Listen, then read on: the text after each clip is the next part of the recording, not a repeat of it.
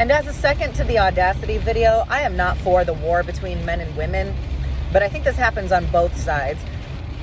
And especially with women, because we're indoctrinated to sit down and shut up, and then we're perceived as the aggressor if we actually stand up for ourselves, right? And I believe ultimately unity is the answer, and the alchemy between men and women and love between men and women will heal a lot of things. But a lot of you guys are getting into relationships and marriages and stuff like that for the wrong reasons, right?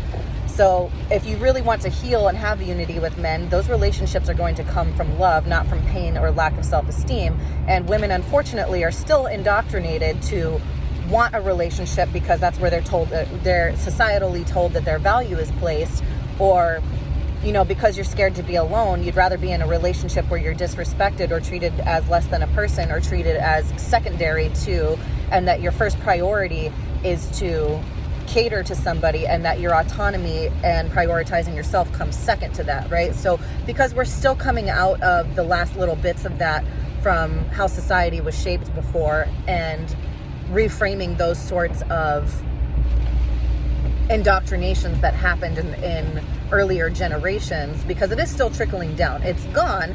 The problem isn't as big as we think it is, but it is still trickling down. So because we're still coming out of that, there are remnants of women considered to be the more demure sex, or the more quiet or less confrontational sex, because men have always been given the right to confront problems and women have been told to scale them down or to deal with them less. So we unfortunately get more of the emotional brunt of that and having to retain it within ourselves instead of release it, and that actually causes sickness. If you guys watch Gabor Mate or Gabor Mate, I'm not sure how to say his name, but he actually sparked a lot of research for me. This is why a lot of women get way more autoimmune diseases, because your body reflects everything that you're holding in, and because women are taught to hold in their aggression and hold in their sadness and all that more than a man, and then called emotional when we do show any sign of it, whereas when a man shows any sign of it, he's just being a man, he's just being aggressive, that's a man, right?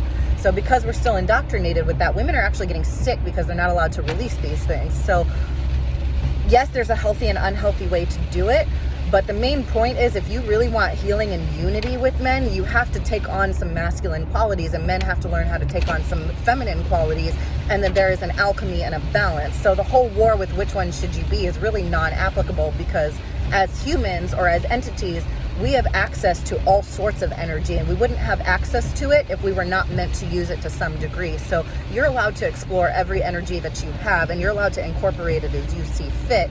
And incorporating energies or not incorporating them and watching how they play out in your reality will tell you where you should be operating. And this indoctrination of over femininity and this indoctrination of not being allowed to embrace other energies is exactly why there's a lot of sicknesses manifesting in men and women, particularly women in this case, of being indoctrinated to sit down and shut up, right? It is making you physically ill. So if you want truth in that situation, look how it's affecting your bodies and look how it's affecting society. You know, that's proof enough and truth enough right there.